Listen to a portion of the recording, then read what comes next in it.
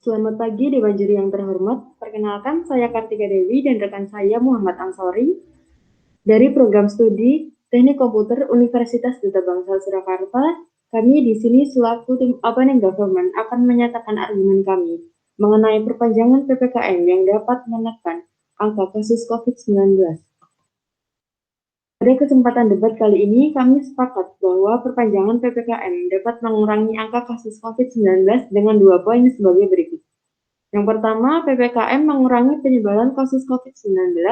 Kemudian yang kedua, selama PPKM juga diadakan kegiatan pendukung untuk menekan penyebaran kasus COVID-19, yakni dengan vaksinasi 3T dan bantuan sosial. Terima kasih, saya Kartika akan menyampaikan poin utama bahwa PPKM dapat mengurangi angka kasus COVID-19. Seperti yang kita ketahui, pemerintah kembali memperpanjang PPKM level 4, 3, dan 2 di wilayah Jawa Bali untuk tanggal 17 hingga 23 Agustus 2021. Menurut data dari peta sebaran COVID-19 pada tanggal 3 Juli 2021, yakni pada saat mulai diberlakukannya PPKM darurat, jumlah pasien per hari sebanyak 27.913 dan pada tanggal 20 Juli meningkat menjadi 38.325 pasien per harinya. Kemudian perpanjangan PPKM darurat yang kedua pada tanggal 25 Juli 2021, jumlah pasien per hari sebanyak 38.679 dan menurun pada tanggal 26 Juli 2021 menjadi 28.228 pasien per harinya. Pemerintah mengganti istilah PPKM darurat menjadi PPKM level 4. Di mana PPKM level 4 diterapkan di 139 kabupaten atau kota di Jawa Bali yang mencatat nilai asesmen level 4 dan 3, yang mana level 4 artinya setiap provinsi mencatat kasus COVID-19 lebih dari 150 per 100.000 penduduk per minggu, kemudian perawatan pasien di rumah sakit lebih dari 30 per 100.000 penduduk per minggu, dan kasus kematian lebih dari 5 per 100.000 penduduk per minggu. Level 3 artinya setiap provinsi mencatat kasus COVID-19 kisaran 50 hingga 150 per 100.000 penduduk per minggu, kemudian perawatan pasien di rumah sakit 10 hingga 30 per 100.000 penduduk per minggu, dan kasus kematian berkisar 2 hingga 5 per 100.000 penduduk per minggu. Kebijakan ini dituangkan dalam Instruksi Menteri Dalam Negeri Inmendagri nomor 22 tahun 2021. Pada level 4, pada PPKM level 4, tanggal 26 Juli, yang pasien per hari yakni 28.228 dan di tanggal 2 Agustus 2021 menurun menjadi 22.404. Untuk tanggal 3 Agustus 2021, pasien per hari meningkat menjadi 33.900 dan kembali menurun menjadi 20.709 pasien per harinya pada tanggal 9 Agustus 2021. Perpanjangan PPKM kembali diberlakukan pada tanggal 10 Agustus di mana pasien per hari yakni 32.081 menjadi 17.384 pada tanggal 16 Agustus 2021. Menko Luhut menyatakan bahwa perpanjangan PPKM level 4, 3, dan 2 di wilayah Jawa Bali dinilai menunjukkan hasil yang semakin membaik. Hal tersebut dapat dilihat dari tren kasus konfirmasi yang pada tanggal 15 Agustus 2021 yakni pada hari Minggu turun hingga 76%. Penurunan jumlah pasien COVID-19 juga diiringi oleh turunnya keterisian bed di rumah sakit. Jika pada awal Juli 2021 sebelum PPKM diberlakukan, keterisian bed di rumah sakit mencapai 95%, maka setelah PPKM diperpanjang bisa turun menjadi 69%.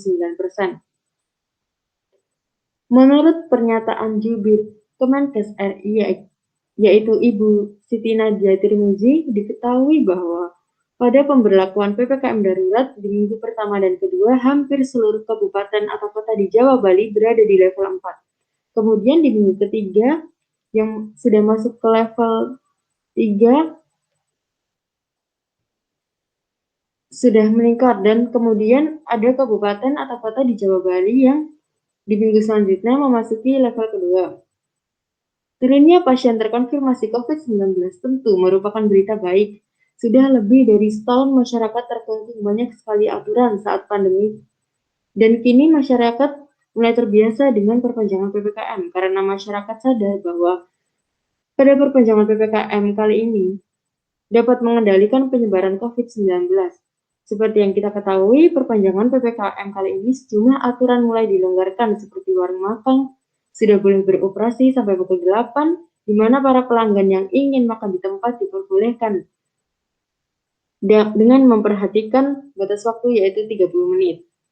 Kemudian untuk pusat perbelanjaan yang sebelumnya hanya buka untuk kebutuhan sehari-hari dan kebutuhan kesehatan, kini pusat perbelanjaan bisa beroperasi seperti biasa dengan menunjukkan kartu vaksin untuk pengunjung yang akan masuk di pusat perbelanjaan di berbagai daerah. Ekonomi memang penting, tetapi yang perlu diutamakan tentu kesehatan.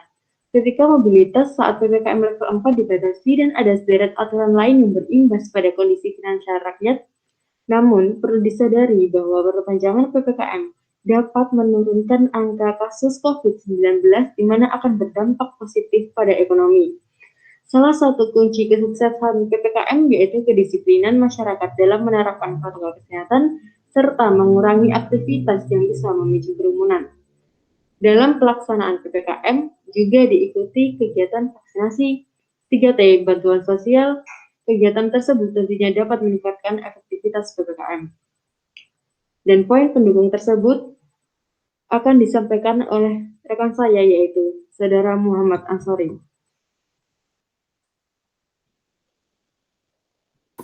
Kami sepakat dan mendorong pemerintah terus menggenjot testing, tracing, dan treatment atau 3T, dan menambah ketersediaan fasilitas layanan kesehatan serta menjaga ketersediaan oksigen dan memperbanyak persediaan obat-obatan.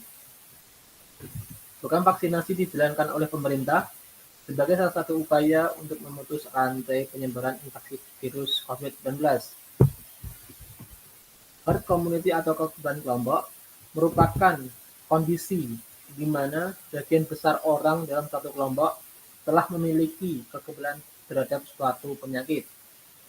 Untuk mencapai herd immunity terhadap COVID-19, perlu ada sekitar 60-80% dari seluruh penduduk yang kebal terhadap penyakit ini. Artinya, minimal terdapat 165 juta penduduk di Indonesia yang harus mendapat vaksinasi COVID-19. Dan saat ini, program vaksinasi telah mencapai 82,9 juta dosis vaksinasi, yang terdiri dari dosis pertama sejumlah 54,4 juta dosis, dan dosis kedua sebanyak 28,5 juta dosis. Selain itu, pemerintah juga terus menambah pasokan vaksin COVID-19 untuk menggenjot program vaksinasi sebanyak 2 juta dosis per hari. Pemerintah akan memiliki sebanyak 261 juta dosis vaksin COVID-19 hingga Desember 2021 sebagai bagian dari upaya percepatan vaksinasi. Dengan adanya PPKM ini, pelaksanaan lebih masif. Pemerintah juga menggunakan persyaratan kartu vaksin bagi mereka yang ingin berbelanja ke mal, masuk ke tempat pariwisata, makan di restoran, melakukan perjalanan, dan ke tempat publik lainnya. Langkah ini diharapkan semakin meningkatkan animo masyarakat untuk mensukseskan program vaksinasi. Selama pemberlakuan PPKM ini, pemerintah juga telah mengalokasikan tambahan anggaran untuk program pemulihan ekonomi nasional atau PEN, khususnya untuk klaster kesehatan dan klaster perlindungan sosial, yang mendapat tambahan sebesar 55,21 triliun. Khusus untuk klaster perlindungan sosial, ditambah sebesar 33,98 triliun, yaitu untuk program kartu sembako, diskon listrik, subsidi kuota internet, kartu prakerja, bantuan beras bulog, dan kartu sembako PPKM. Selain itu, pemerintah juga akan memberikan insentif untuk usaha mikro atau super mikro yang sifatnya informal, misalnya warung, PKL, dan lapak jajanan, dan lain-lain. Besar 1,2 juta untuk 1 juta usaha mikro yang terdampak PPKM level 4. Penerapan pemberlakuan pembatasan kegiatan masyarakat atau PPKM yang relatif lebih ketat dibandingkan sebelumnya, terutama untuk wilayah dengan PPKM level 4, akan membatasi berbagai mobilitas dan aktivitas masyarakat. Keputusan menerapkan PPKM ini tidaklah mudah, namun penting untuk dilakukan agar menekan angka penularan COVID-19. Penanganan pandemi ini adalah menjaga keseimbangan aspek life atau keselamatan jiwa dengan aspek livelihood atau mata pencaharian masyarakat. Pemerintah tetap mengutamakan penanganan kesehatan, namun juga tidak mengesampingkan aspek ekonomi masyarakat. Penurunan kasus COVID, penurunan kasus COVID, penurunan kasus positif COVID-19 dan kasus aktif serta kematian tidak membuat masyarakat mengendurkan protokol kesehatan. Protokol kesehatan perlu dipatuhi guna menghindari penularan yang lebih luas.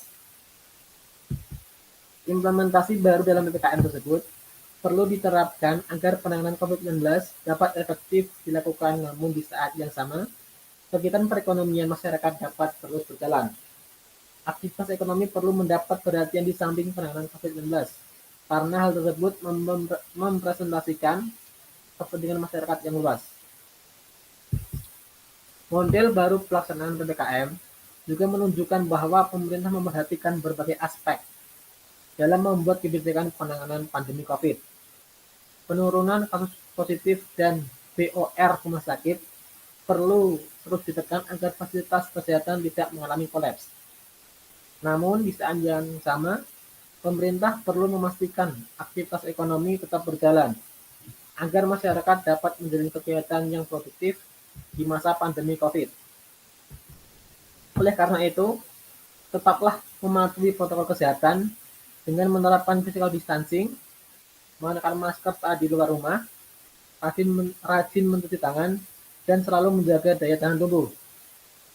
Sekian argumen kami mengenai PPKM dapat menekan angka kasus COVID-19.